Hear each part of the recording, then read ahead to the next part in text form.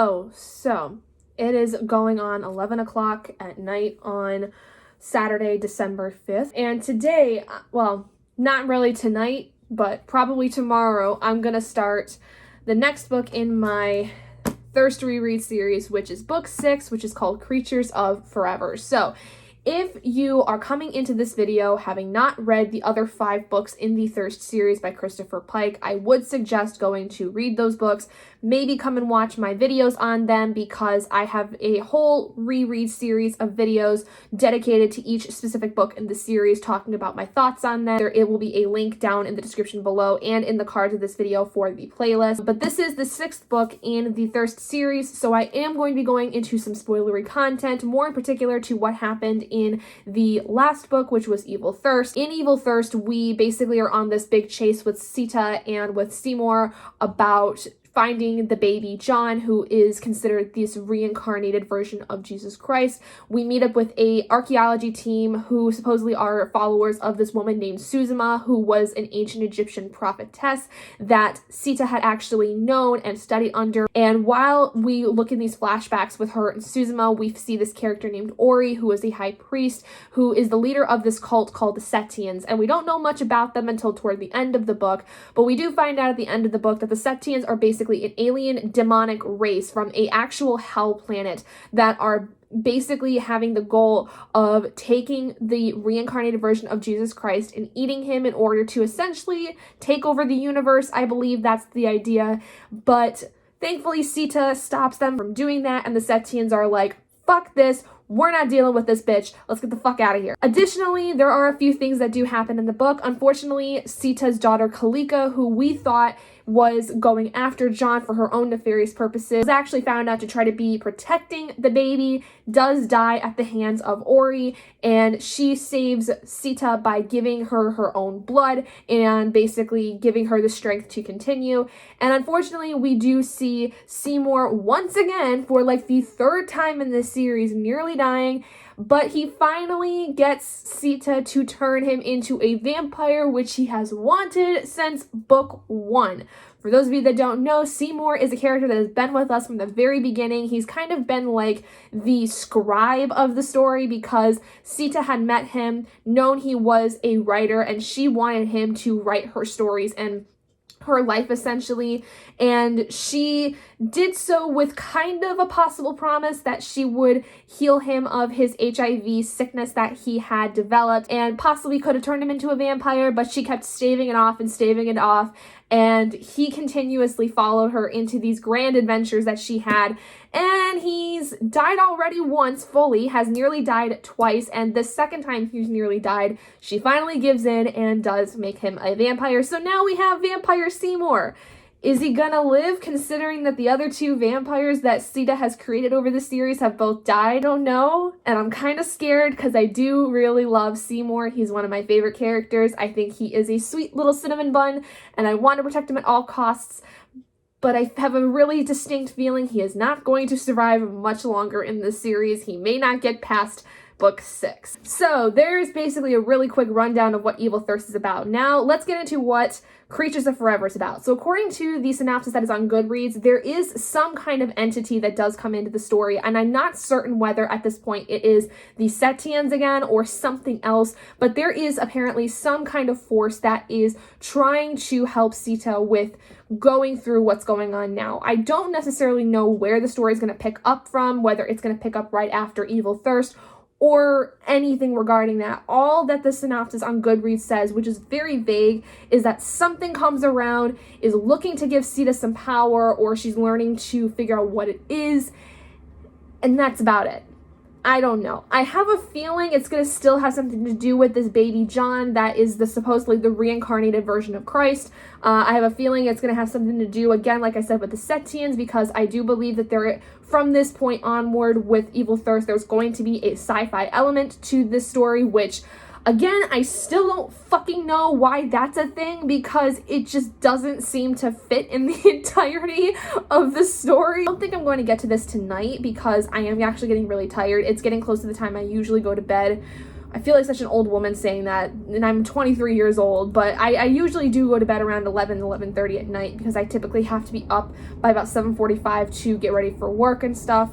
So I'm gonna probably head to bed here soon, but I think I can get through this book in one day. We're gonna see, because tomorrow Robert and I have decided we are gonna go off somewhere to this little town called Frankenmuth, Michigan, which many of you that in Michigan may know it, but for those of you that don't, Frankenmuth is kind of this Bavarian style town. Like, it's a big touristy area in Michigan and it's very German centric. There's a lot of like Bavarian inspiration with the buildings, and there's like a whole festival that goes on every year celebrating like German heritage and all that stuff. It's a very fun town, and there is a store there that everybody goes to almost completely year round called Bronner's, and it's a Christmas store. Don't get me wrong, like, it's a holiday store. They sell like ornaments, dioramas, wrappings, like everything you need for the holidays is there. And I know that especially this time of year it's going to be a lot more busy, so I'm actually kind of excited though, because Robert and I would like to go get some new ornaments for our tree, especially since now we're married and this will be our first Christmas together as a married couple. Truthfully, I had a pretty crappy week starting off this week, and so the last few days have been really good, and I kind of want to continue on that high, so I feel like going to Bronner's sounds like a really, really fun idea. And I think that if nothing else happens tomorrow, which I don't think it should, because I didn't have any other plans for tomorrow, I should be able to get through this in one day. The book itself is really short. For those of you that don't maybe remember or you don't know specifically, the first 6 books in the Thirst series, for me, I have omnibuses of them. So 1 through 3 were in one book like this. These are basically republished versions that had come out, I believe, after the first 6 books were published and there was a large break, and then Christopher Pike had decided to come out with the books again, like an extension of the story of some kind. But the first 3 books were in one omnibus, which is The Last Vampire, Black Blood, and Red Dice, and then volume 2 contained the second set of 3 books, which were Phantom, Evil Thirst, and Creatures of Forever.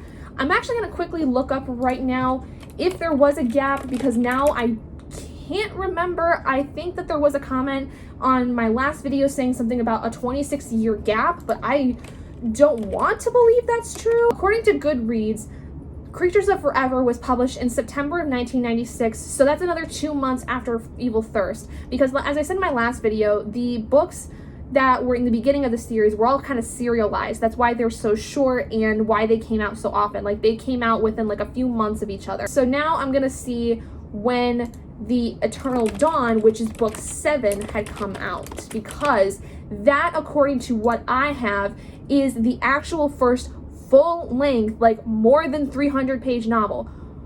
Holy shit, I just saw right now. That commenter was right, because it looks like this book was published in 2010, which is when these editions came out in the series. So between Creatures of Forever and the Eternal Dawn, there is a nearly 15-year gap.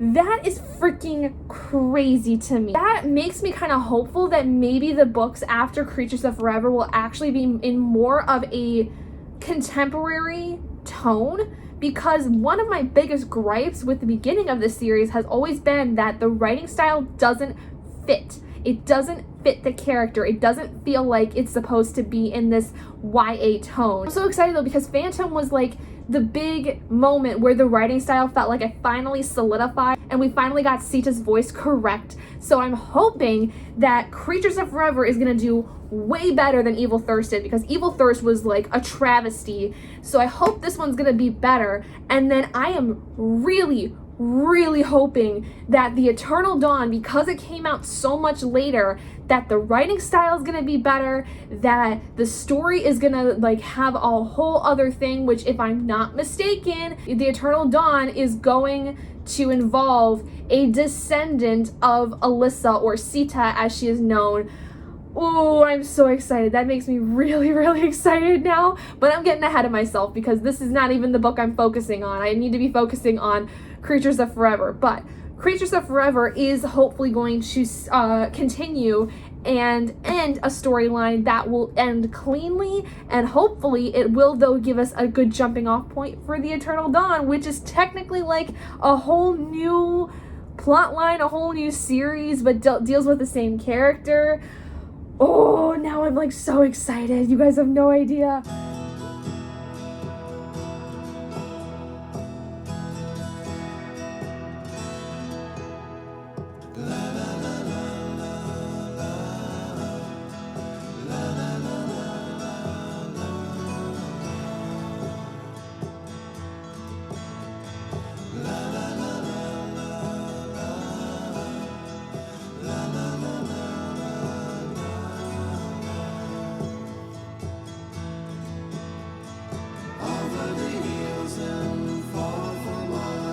She's waiting for love to be realized. I'll send her my heart covered as a gift, and hope that you'll take it into her side.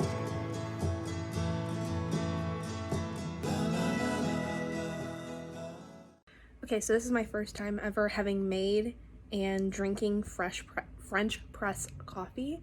So let's see how it is.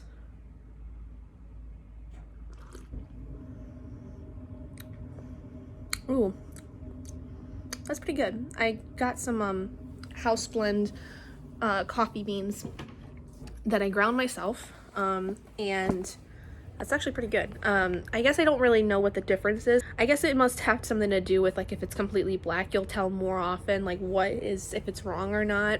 But I always put cream and sugar with my coffee because I can't drink it black very often.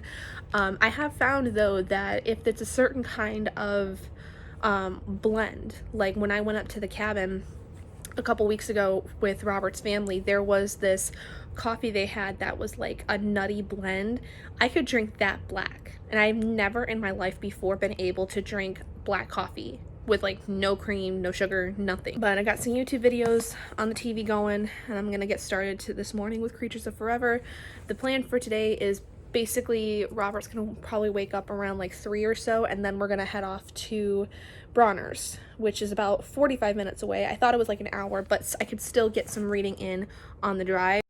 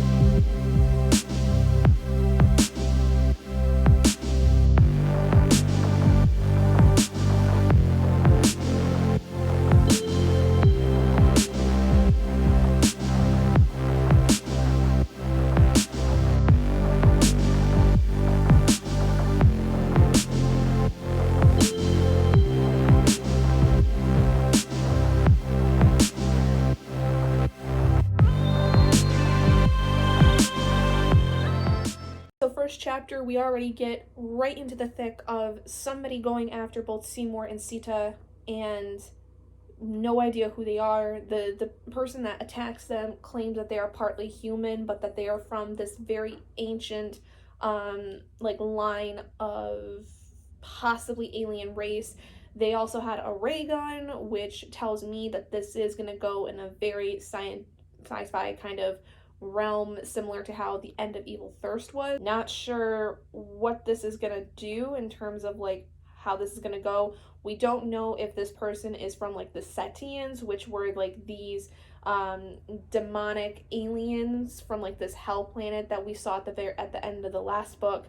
So it could be involved with them.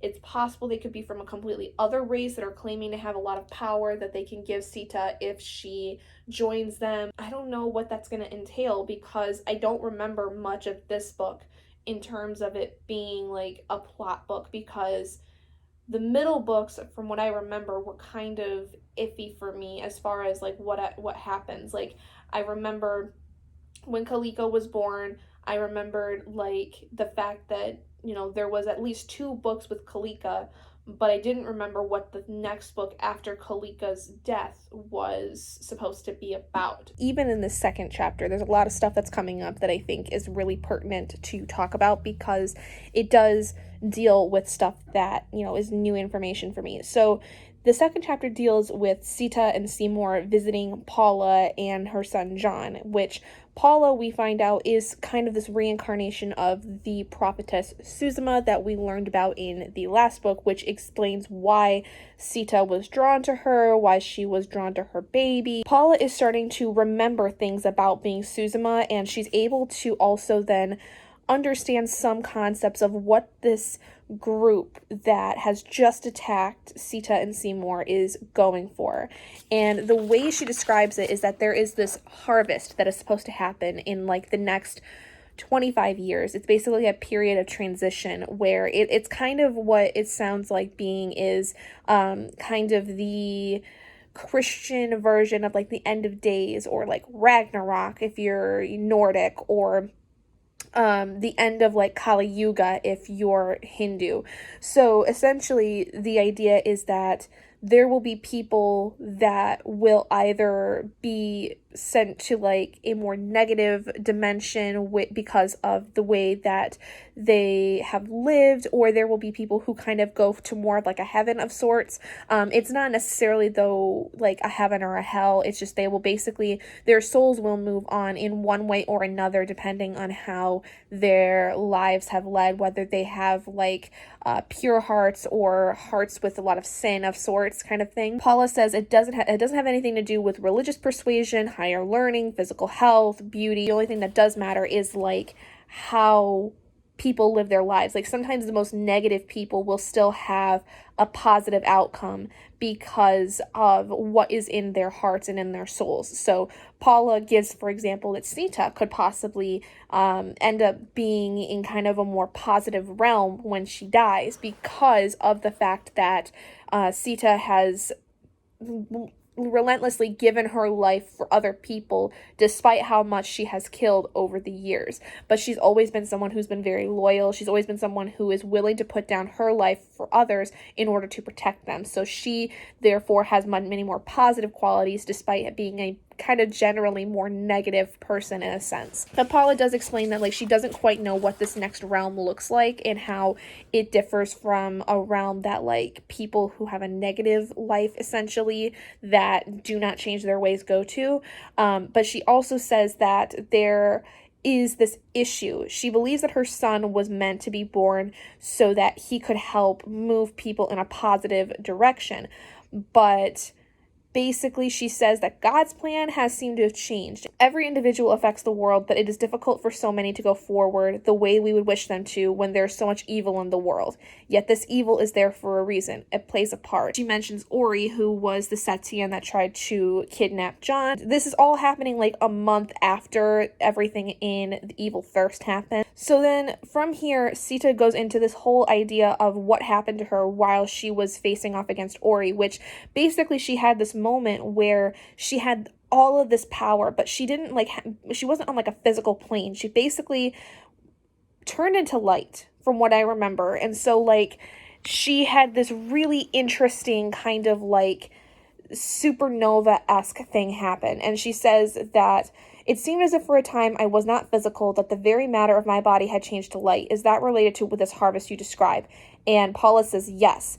Sita continues, saying, but when I changed, it seemed that I entered a spaceship from another world, but it wasn't a spaceship. I don't think anyone could see it but me in my changed condition. There were beings aboard, beings like demons, and I entered the mind of one. At least I think I did. But as time goes by, I begin to doubt that any of this happened, that I didn't just dream at all. Does that make sense? So she believes that she saw the Setians on their ship, and she was able to get into the mind of one of them. And Paula basically says that that's why she can't describe what is to come next, because it could just be a dream the way that they are now. But it's hard for her to explain it because she doesn't quite know everything either. She doesn't quite understand everything that she is learning as time goes on. These beings are so weird and they're so very different than what they know now, and it's also very advanced that Paula can't really tell Sita much, unfortunately. My theory though is that what Sita is describing is something, and what Paula is describing is something that essentially will be what exactly happens at the very end of the series that I was very confused by. Where Sita, the reason she gets in this spaceship that I was so confused about and leaves, is that is her finally being able to move forward, and that is her like ultimate death of sorts, is her moving into another realm, and finally getting the good ending that she had wanted. I keep feeling like this book just brings up information that I feel like I want to talk about, because now that we've kind of gone in this almost sci-fi realm, it is very interesting to see where the story goes. And I feel like this is going to be the book where we're just going to go full hog into science fiction, and if that happens, I'm going for it, but I just want to know what the hell is going on. So now we have Satanism that is possibly involved in this world that somehow has like a alien-based science fiction part. It's kind of strange. So let me explain. Okay, so in chapter 4, she goes to this like UFO convention thing because the woman that attacked her in Seymour, Linda, which like that was her name that she used on Earth, but she also like disguised herself as a Heidi when they met her, whatever.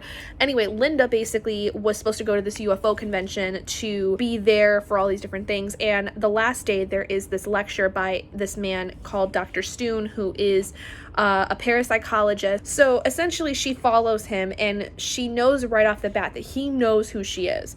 So obviously there's something up. He is a part of this group that is looking to do this harvest thing. Sita finds out who he is, who he works for. It brings up this really, really dark time that Sita was a part of in the 9th century, where she was basically tortured by a satanic-like person. Like, they would do satanic-based sexual magic rituals, would sacrifice people and like torment their souls and all this stuff. The way that she describes it is that this man, Landolph, the doctor says that he took the best you had to give, and now he will take it again with or without your assistance. And then she goes in to describe what exactly he did. She says, Landolph had a sexual magic, satanic practice that used terror and pain for fuel. The human sacrifices, bodies split open with dirty knives, and worst of all, the spirits that would appear at his bidding, vicious creatures from an astral hell buried beneath unheeded cries. From the temple of Eryx, at which the priestess of antiquity had once guarded the oracle of Venus in southwest Sicily, he sent forth these unclean spirits and dominated the minds and hearts of men and women throughout southern Europe, inviting the hordes of invading Muslims, showing them the weaknesses in the Christian world's defenses, and so betraying his own race. Landolph had changed the course of history in the 9th century, and so he had changed my life, putting a stain on it that more than 10 centuries had not totally erased. So the way basically that he's described is like he practiced some kind of satanic rituals, and he didn't seem human in his own right because of what he did. They're basically the ones that are trying to bring about this harvest. Basically, the reason, though, they are after Sita is because obviously Landolph had used Sita's blood over the course of all of this, and he wants to continue to use her for his own gain. So that is why they are trying to capture her, and they're also then trying to get her to submit so that they can then use her blood for their own nefarious purposes. Now, I'm a little concerned because there is this whole thing with Satanism that it's not as bad as it seems. Like, if you actually research Satanism, there is a lot that just like with any religion, there are good and there are bad. So I'm a little concerned in the fact that this is going to make it seem like all Satanists are bad, because I have known for a long time through research of the group itself, of the religious affiliation, that there are sects of it that are like, practicing, pretty dark things, whatever. They're kind of more on the nefarious side, but more often than not, you find that Satanists are just people who don't adhere to the Christian religion. They believe in something a little bit different, and a lot of times their laws and their rules for conducting in society are like, don't rape people. Like, if you're gonna have a lot of sex, make sure that they're consenting adults. Like, they're a little bit better off than most Christians sometimes, is the way that I would describe it, because while they may be looking into a darker part of the world and they practice a little bit darker elements of life, they actually give a crap about people sometimes, whereas there's a lot of Christian people, not everyone, but a lot, but there's a lot of Christian people that will condemn, like, LGBTQ people or trans people or people of color. There's a lot of Christians in the world that are very backwards minded, whereas there's a lot of Satanists that are kind of in the good sect, quote unquote, that basically are like, do whatever the hell you want, just don't be a dick about it, kind of thing. So that's kind of like what I hope is reminded in this book, but I also know that there's just a lot of people that have misconceptions about Satanism. So I don't know, if you want to look into it yourself, I definitely would. Just basically go into it knowing that every religion, Muslim, Christian, Judaism, Wiccan, Buddhist, like every religion and philosophy has good and bad people involved in it. It just depends on how exactly you conduct yourself and what you believe is right. And honestly, like, the people that are bad are the ones that don't have any regard for human life, in my opinion. Like, I mean, think about how we have, there's that huge scare with people that are Muslim, but the people that we're really scared of are the extremists, because they're the ones that are going and killing people. They are the ones that are attacking and committing terrorism, But the people that are quote unquote good Muslims are peaceful. They adhere to their own religion based on their beliefs, but they don't attack people because they understand too that everyone has their own beliefs, and they're not going to judge people just because they have a different set of beliefs than they do. Whereas, like, the extremists are going to be like, no, it's our way or the highway. Fuck you all if you think otherwise, and you're all going to die, kind of thing. So, like, that's kind of what I'm hoping this book is going to, like, bring up, is that there are good and bad Satanists, but for some reason, I have a distinct feeling that this is not going to be the case, and it's just going to kind of put this all one coat wash over Satanists in general, and that's not the case.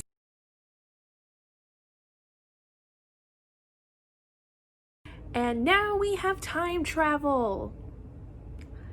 All kinds of science fiction is being thrown into this one, and it actually kind of works, I think, which is bizarre because I was so not for it with the last book, but I'm actually kind of enjoying all of this possibility because it does actually add to the plot of this religious aspect that John is a part of. I don't know, like, I'm actually really enjoying this and talking about all these different things that are going on. So here we go. Let's go into what exactly happens in chapter 5.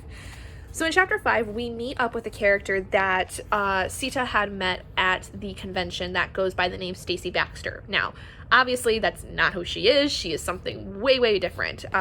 Turns out she is basically like the complete opposite of the group that is from Landolph's clan. She describes herself as kind of like the future of Sita, like what is going to happen if the team that Landolph created is not taken care of. And she basically describes what exactly it is that she is supposed to do in order to go and fix things. So first off, she basically says that Sita is not supposed to die at this point. She has to basically rectify what has been ruined, because essentially Sita is the reason why things are the way they are. Now, unfortunately, it was without Sita's control, because obviously, like I described earlier, she was tortured by this man Landolph, but because of what she went through, because she could not escape and destroy Landolph, it has caused this kind of chain reaction of things to happen. Alonda basically says that there is a veil that has to be lifted, and she describes it as the galaxy is ancient, and she says that the sun is old, but the stars at the center of the galaxy were there first. The planets circling them then gave rise to civilizations, so life evolved.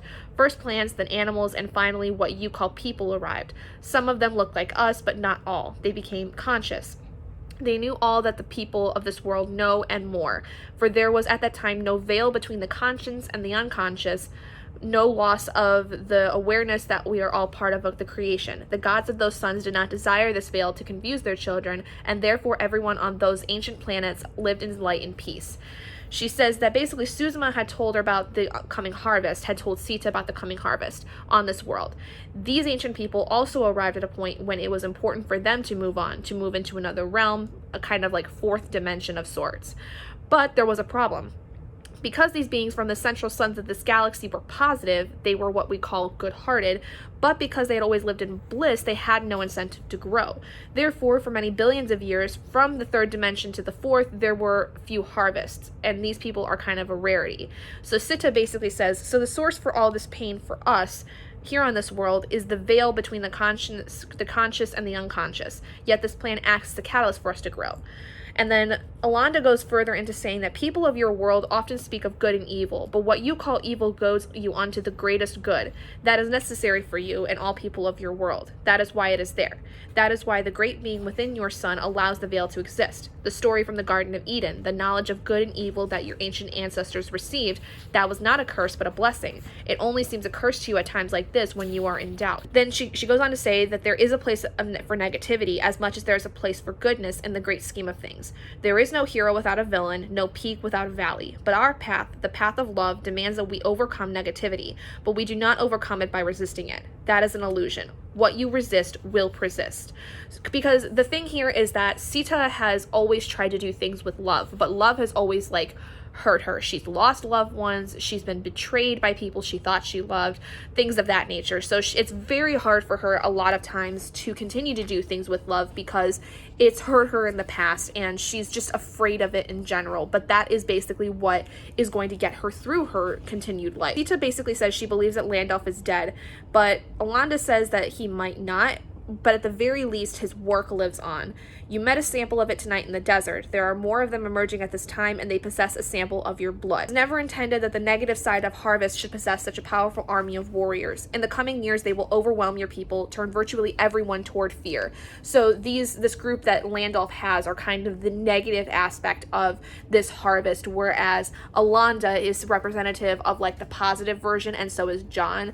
And so basically Alonda is here to help Sita with going back in time to when she was captured by Landolf and being tortured, and she basically has to stop what essentially led up to this point in time. And the thing is Sita is so afraid of doing this because she does not remember anything that happened. She doesn't remember any of the torture she went through, which now that I am reading this, I do remember a very specific point in the series where she did go back in time and that there was this very kind of dark force that she had to fight. I don't remember what it was, but I'm going to assume it was this Landolf character.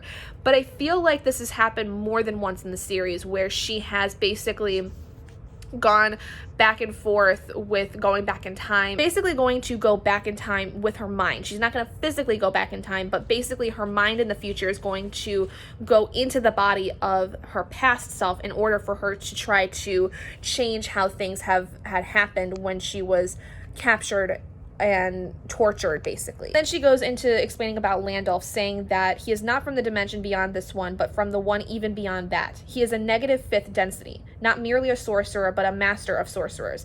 Above his head the vipers hiss, and before his vision all wills turn to stone. Those you met tonight are only his minions, but he is not greater than you, Sita. I know you, old friend, know of your extraordinary origin. You cannot directly resist him when you confront him, for in doing so you will become him. That is his special power, the spell he cloaked you in before. Yes, you can defeat him. And then she quotes Suzuma by saying, faith is stronger than stone. So obviously something happened in the past that allowed Sita to essentially come under Landolf's spell, which then led to everything happening. So I didn't really expect that there was going to be so much science fiction thrown into this book, but I'm actually, like I said, kind of enjoying it because I feel like a lot of it, although it's a lot being thrown at you in terms of the story, it all ties together kind of well, because now we understand that something that happened in Sita's past she doesn't remember, involving this kind of satanic group who seems to be alien, essentially, based on that last description of Landolph. So now we basically know what the whole point of the story is that this whole point of the story is Sita having to go and fix things that happened in her past that she doesn't really seem to remember, and try to find a way to stop this Landolph from pretty much bringing about this awful harvest that is going to like cause him to be able to put fear in the hearts of all of the people that are on Earth, and basically cause this catastrophic kind of resurrection of sorts that while John is technically the, reincarnation of Jesus Christ, it would be very difficult for him to stop what's happening. So Sita has to basically go back and try to fix things in order to help themselves later on. Okay, so I took a little bit of a break to get dressed and do my makeup for the first time in quite some time, since I think my honeymoon. And right now I'm on chapter 8 of Creatures of Forever. Sita has now reverted back to about the 9th century, and we get to see her first interaction with this character, Dante. Dante is someone that I think is not necessarily like possibly a lover character for Sita. I think this is just somebody that she really grew to adore over her time during the 9th century, but he also has leprosy, pretty severe leprosy. She explains that the disease has actually eaten portions of his bones, and he has in like a lot of pain, which I don't know much about leprosy, but I understand like it's pretty rough, and it was really, really rough for a lot of people that had it over the course of time. And he is also a eunuch, which means that he was castrated at one point. And she goes into like why specifically he was castrated, because I guess in that time, according to Sita, they were basically, for the Catholic Church, wanting the males to continue to have very high melodic voices. So a lot of times the people that were in the choirs were then castrated to continue having these melodic voices, because in puberty, what happens, the reason that males' voices drop is, one, because their Adam's apple becomes much thicker over the course of time, and two, there is the saying that their balls drop, which is like a big thing. Like they, grow, so their voices then also become deeper because there's a lot more testosterone in the body, which also then, like I said, creates the Adam's apple to be a little bit thicker, which is basically like cartilage. Technically, women kind of have it too, almost, but in males, it's a lot thicker. So then their voices are a lot deeper and a lot more thick, as opposed to a female voice.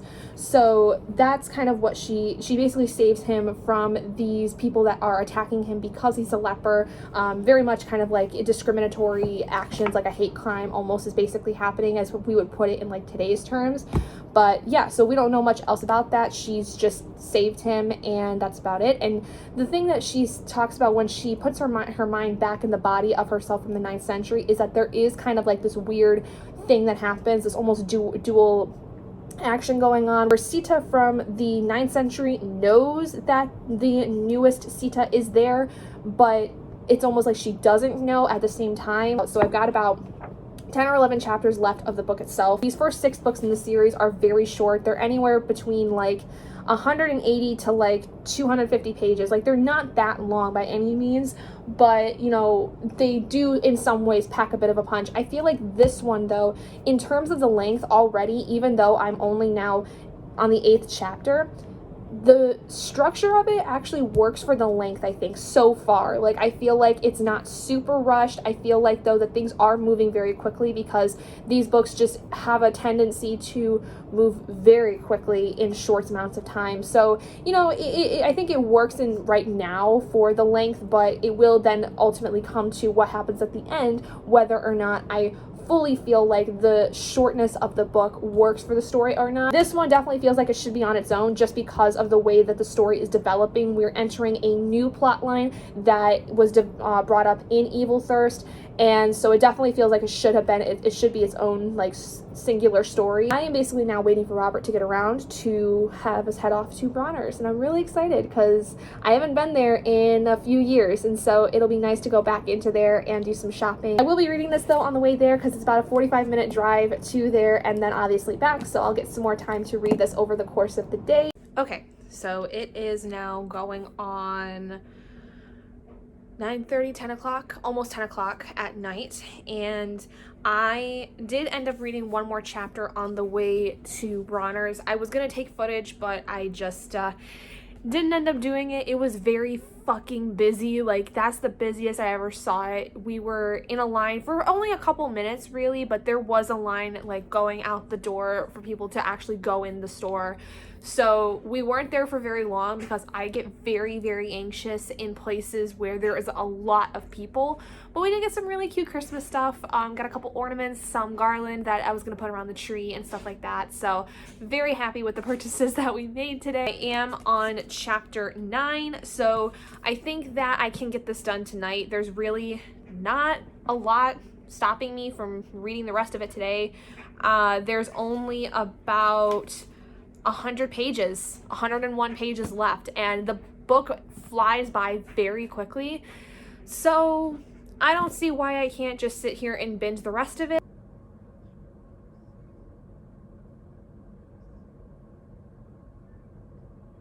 Okay. What?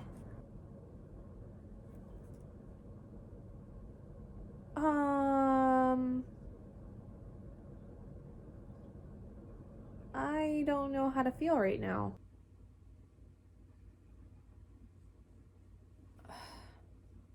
I am so conflicted on this. Whoa, hold on. What the fuck just happened there? Okay, so I just read like the last chapter and the epilogue, and everything was going so fucking great. Like, amazing story considering how things had been left off in Evil Thirst. Like, the whole thing was just bam, bam, bam. Everything was great. Loved what was happening, loved what was being shown. I loved this huge twist that was at the end. And then we get to the last chapter and the epilogue. And how the fuck did Christopher Pike end up coming up with more stories? Because the ending of this book clearly shows that there is nothing left.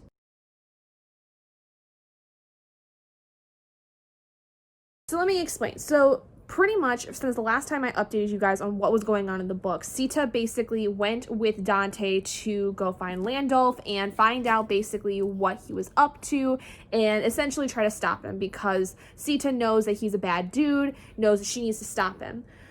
She gets captured, she gets tortured a little bit. Dante gets then captured as well, and they both get tortured basically, and then they escape. Sita goes and faces off against Landolph. She has to kill somebody in order to be able to face Landolph, so there's a lot of grief on her because of that, because she had to kill an innocent in order to destroy Landolph.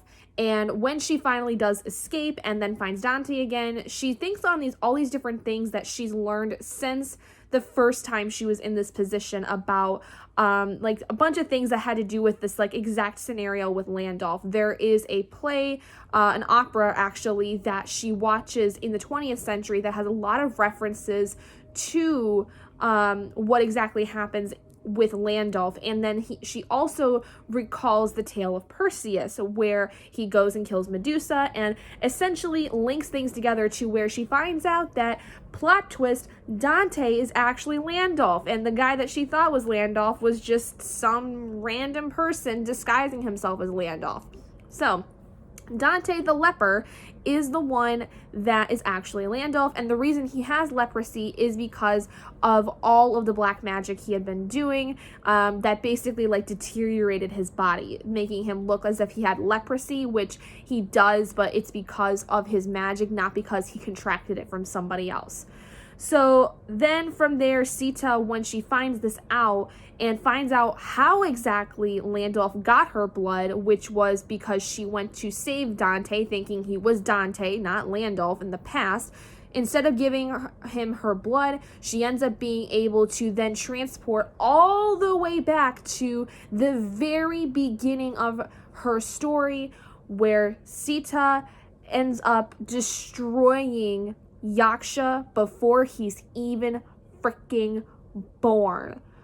Which, holy shit, that literally changes everything, because then the last chapter comes up and it is Sita when She is with her husband, Rama, and her daughter, Lalita, in the morning after she was supposed to go off with Yaksha and be turned into a vampire. And Krishna comes and is like, "Are you happy with where your life is?" And she says, "I am with my newly married husband. We have a beautiful daughter. I couldn't be happier." And he leaves her. She lives her own life now because she didn't end up getting turned into a vampire and has no memory of anything that happened afterward. And then the epilogue is from Seymour's perspective as he has written everything about Sita, almost as if he kind of just came to her, like she was just an idea in his head, and like he wrote out this whole story. It almost had this kind of meta feel to it, where it was like he was really the writer of all this entire thing, like it was all fictional, but it wasn't. It was like somebody had to write her story of how it was originally. And I don't think that it's meant for it to say that, like, he knows who she is, because he doesn't. That's how this fucking book ends. Okay, so here's the thing. I am not pissed by any means that that is the end we get. What I am so confused about, though, is the fact that I stated earlier that there are still books in this series, and they are supposedly while Sita is still a vampire. So I have no clue what the hell is supposed to happen, because this is not an ending that I remember. This is not something I remember ever happening. And the gap between, like I said before, this book and The Eternal Dawn, there's like a 15-year almost gap between the two books. If this is how she ends, how the fuck does she end up being a vampire again? Do we like go on another adventure with her and that's what happens? Like, do we see a whole part of her life we didn't see in any of the other 6 books that we've seen already? Like, where does any of this come from? How does this story continue? Because at this point, everything's wrapped up with a nice little bow.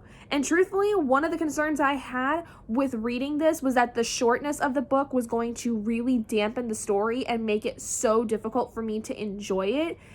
The length was actually like perfect. I found it to be very compelling. Like, truthfully, I think this is my most favorite book of the series. And I'm giving it a 5 out of 5 stars because considering how Evil Thirst left us in terms of the ending and what to expect with the last book here in, like, I guess the original series, this book was like just stunning.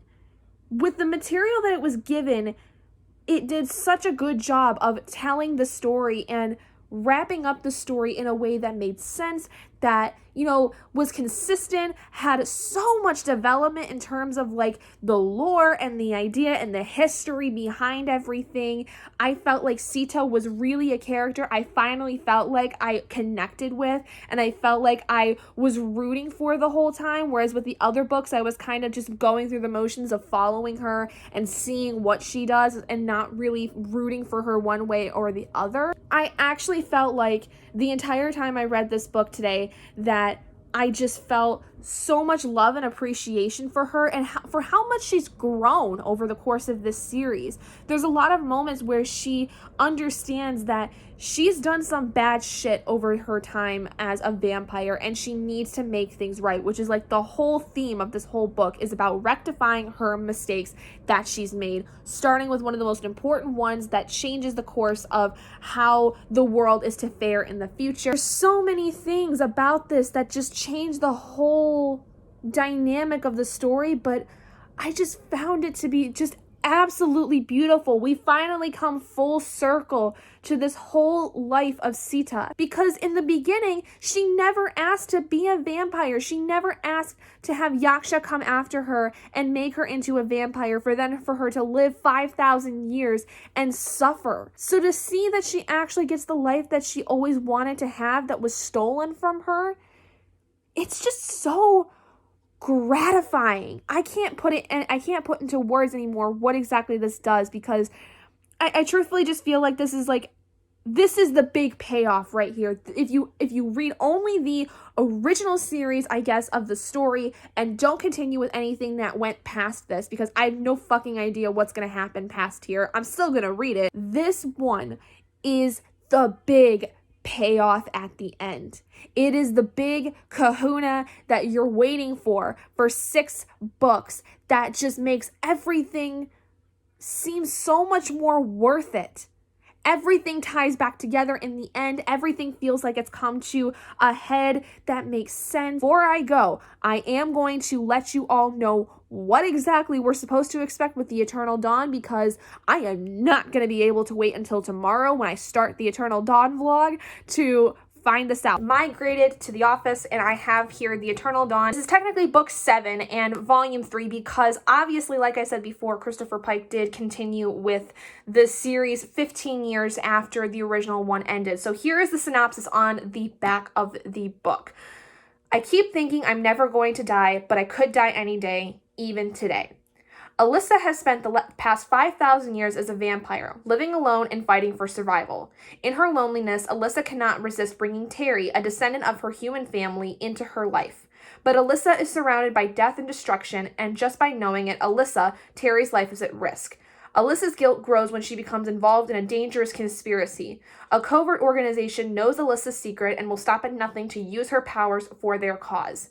As Alyssa desperately tries to protect herself and Terry from the unknown enemy, she discovers a force more powerful and more lethal than anything she has ever seen. Alyssa doesn't know who to trust, who to challenge, or who she will become. I'm curious to know, though, before I go to why exactly Christopher Pike decided to continue this story, because it just seems like there's no point in doing that. So apparently I'm missing a book, because apparently in 2013, after The Sacred Veil was released, Pike had said that there was going to be a 6th book, which I don't think ever got released, but it looks like there were plans to make a 6th book. So I'm not certain of whether or not that happened, or if it got canceled, or whatever the hell happened. And apparently there's a film adaptation, which says here that as of September 2010, Film Nation had acquired the screen rights to the series. But then in April 2013, according to Pike's official Facebook page, the author retrieved the movie rights from Filmation and hoped to find a production company that will remain closer to his original vision of his main character. So it seems like they were gonna fuck everything up, and he was not okay with it. In September, he released a statement through his Facebook page saying that Michael Prager from Prager Entertainment LLC is very interested in The Last Vampire and is keen to keep the story and the character of Sita intact. He said that since completing the deal with Michael, we've talked at length about the film, and I'm even more confident than ever that he'll do the book's justice. And it was reported to be worth the mid to high 6 figures, but where the fuck is this movie? It never came out. I want to know what the hell was supposed to happen with this, because, So here is something that is interesting. So regarding the Eternal Dawn, it is revealed that the events in all of the previous books had indeed still happened, but with a crucial difference. Seymour had connected to Alyssa's mind during the time of her adventures and had literally experienced everything that happened with her and used those memories as the basis for the books. It's also revealed that Seymour, due to the great medical advancements made for HIV/AIDS patients, had never died, and although he is still HIV positive, is still living a relatively healthy young man. While in Seymour's books, Sita remained in the past and never became a vampire. In reality, she returned to the present day after defeating Landolph and went on with her life. She and Seymour would finally meet in person in book 7, which is this, and it is shown that Sita places a small amount of blood in his system, destroying the HIV virus the same way Seymour had written it in his books. So I guess this is supposed to be after all of this happens?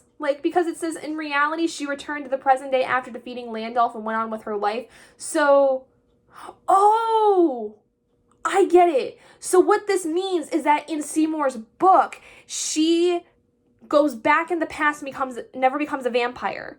So that's something that he had written, but what actually happened is she returns to the present day as a vampire. That's where this story comes in. That makes so much more sense. Oh God, I don't know how I feel. I am so conflicted. I've never felt this conflicted about anything in my life, but holy shit, that ending has fucked me up so bad. I don't even know what to believe anymore. I don't know what to think. Holy shit. So, okay. Well, regardless, thoughts on Creatures of Forever, my favorite book of the entire series by far. 5 out of 5 stars, absolutely amazing. The length did not at all hinder the story like I thought it would. I'm just really excited to see what the Eternal Dawn has in store because I do remember this phase of the books being something I really enjoyed. I really liked the connection between Terry and Sita and finding out more about that. There also is a little bit of a romance with Terry's boyfriend that Sita has that I thought was kind of weird, and I probably am still gonna find very weird. Let me know what you guys thought of this book if you read it down in the comments below. I want to hear everybody's thoughts on this fucking ending because I am blown away with how this was. I did not remember anything about this book or anything regarding this ending for this part of the series, and it makes sense why now there was like a 15-year gap between the books